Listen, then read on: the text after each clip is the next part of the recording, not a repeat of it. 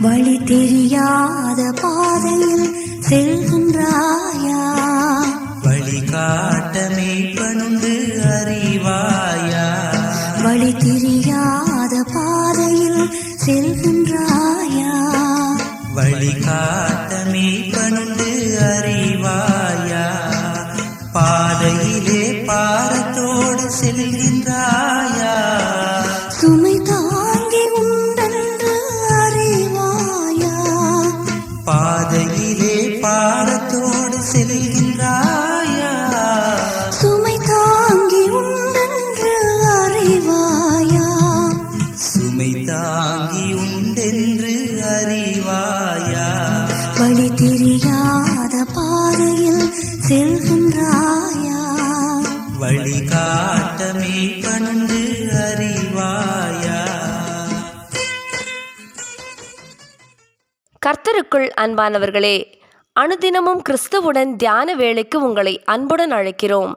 இன்றைய தியானத்திற்கான வேத வாசிப்பு யாத்ராகமம் 3ஆம் அதிகாரம் வசனங்கள் 10 முதல் 12 வரை. தியானத்தின் தலைப்பு மாராவின் தண்ணீர். அவர்கள் மாராவிலே வந்தபோது மாராவின் தண்ணீர் கசப்பாய் இருந்ததினால் அதை குடிக்க அவர்களுக்கு கூடாதிருந்தது. யாத்ராகமம் 15ஆம் அதிகாரம் வசனம் 23. கடந்த சில வருடங்களுக்கு முன்னர் செய்தித்தாள்களில் அமில மழை பெய்ததை பற்றிய செய்திகள் அதிகமாக வெளிவந்த வண்ணம் இருந்தன. பல நாடுகளில் இது மாபெரும் பிரச்சனையாக தலை தூக்க ஆரம்பித்தது. காற்றில் இருக்கும் கந்தகம் மற்றும் நைட்ரஜன் வாயுக்கள் மழைநீரில் கரைவதால் இது உண்டாகிறது. இந்த அமில மழையினால் காடுகளில் மரங்களும் குளம் மற்றும் நீரோடைகளில் மீன்களும் நீர்வாழ் உயிரினங்களும் இறந்து விடுகின்றன. கசப்பு என்று பொருள்படும் மாரா என்ற பாலைவன சோலைக்கு இஸ்ரவேல் மக்கள் வந்தபோது இதை போன்ற ஒரு இக்கட்டான சூழலை சந்திக்க நேரிட்டது.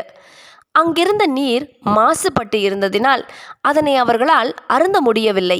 தாகத்தினால் தேவ ஜனங்கள் மரிக்கும் நிலைக்கு வந்தனர்.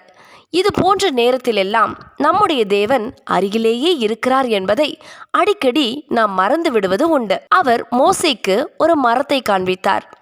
கர்த்தர் சொன்னபடியே மோசே அந்த மரத்தை தண்ணீரில் போட்டவுடனே அது மதுரமான தண்ணீராயிற்று. கசப்பான தண்ணீர் நம்முடைய ஆவிக்குரிய வாழ்வையும் அழித்துவிட முடியும். ஒரே ஊற்றுக்கண்ணிலிருந்து தித்திப்பும் கசப்புமான தண்ணீர் சுரக்குமா என்று யாக்கோபு கேட்கிறார்.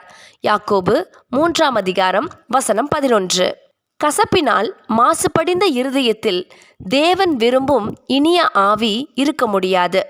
அகத்தில் இருக்கும் கசப்பு பின்னர் புறத்திலும் வெளிப்பட ஆரம்பிக்கும். நாம் எவ்வளவுதான் திறமையாக அதை மறைக்க முயன்றாலும் நம்முடைய சொல், செயல், பண்பு யாவற்றையும் அந்த கசப்பு கெடுத்து போடும். கசப்பு நமது மனதில் நிலை கொண்டிருக்குமானால் அது நம்மை மாத்திரமல்லாமல் நம்மை சுற்றிலும் இருக்கிறவர்களையும் கூட பாதிக்கும். இக்கசப்பை நீக்குவதற்குரிய ஒரே தீர்வு சிலுவையில் நாம் அறையப்படுவதுதான்.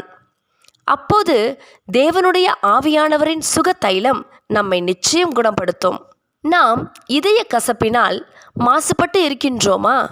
அப்படியெனில் நாம் தேவனால் புத்துணர்வு பெற வேண்டும்.